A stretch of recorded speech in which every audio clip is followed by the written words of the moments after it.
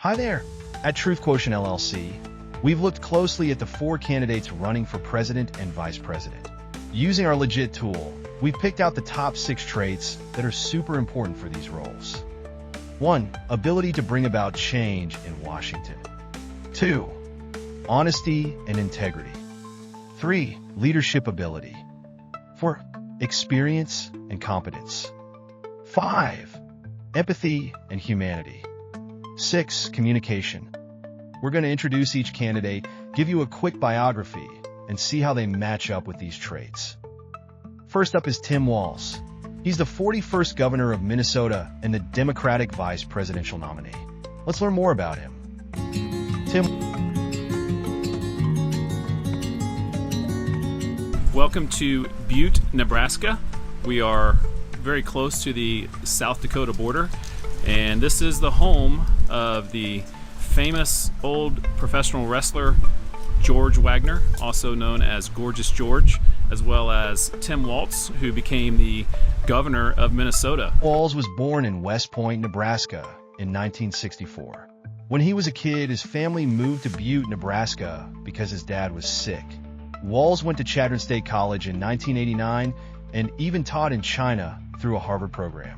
He joined the Army National Guard at 17 and served for 24 years, retiring as Master Sergeant. He came back to teach in Alliance, Nebraska, and later in Mankato, Minnesota. Walz coached the Mankato West High School football team to a state championship and was a faculty advisor for the school's first Gay-Straight Alliance. Walz was elected to the U.S. House in 2006 and served 6 terms. He became governor of Minnesota in 2018 and was re-elected in 2022. He worked on improving education, healthcare, and protecting the environment. He married Gwen Whipple in 1994, and they have 2 kids, Hope and Gus. Now let's see how Tim Walz measures up on our 6 traits. Trait 1, ability to bring about change in Washington.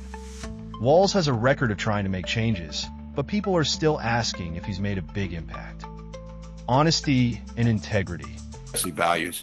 One person's socialism is another person's neighborliness. Just do the damn work. So I got to tell you, when I see this, it lifts me up. I'm inspired. I see it. Another notable thing about Walz is that he served as governor during the COVID-19 pandemic.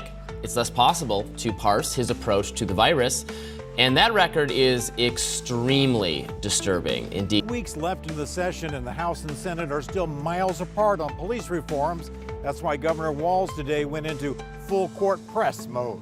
Line that should not be built. They gathered at the Capitol to say we can live without that Canadian oil that would flow through the Enbridge Line 3 replacement pipeline. There are a few concerns here.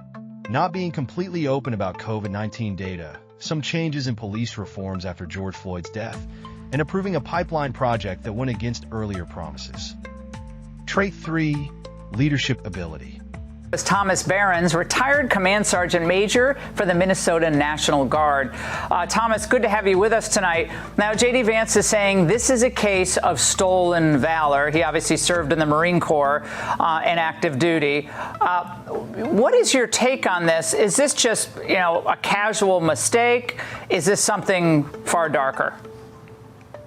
That's way far darker than a lot of people think. I mean, it is stolen valor.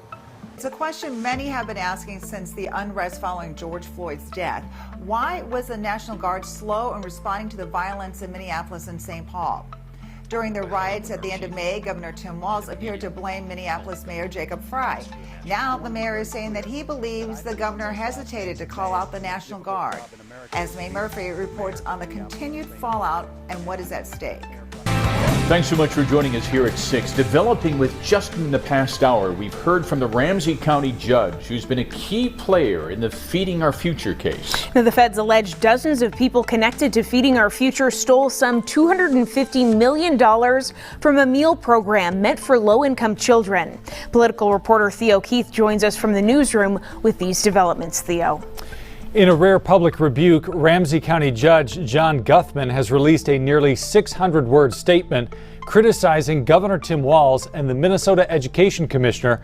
Walz has faced some criticism for his leadership, like retiring from the Army before a big deployment, his response to protests, and issues with the Feeding Our Future scandal. Trait 4. Experience and competence. Over the last several months, resignations of top leaders, fraud allegations, and overpayments to 2 Indian tribes have prompted increased scrutiny of the Department of Human Services.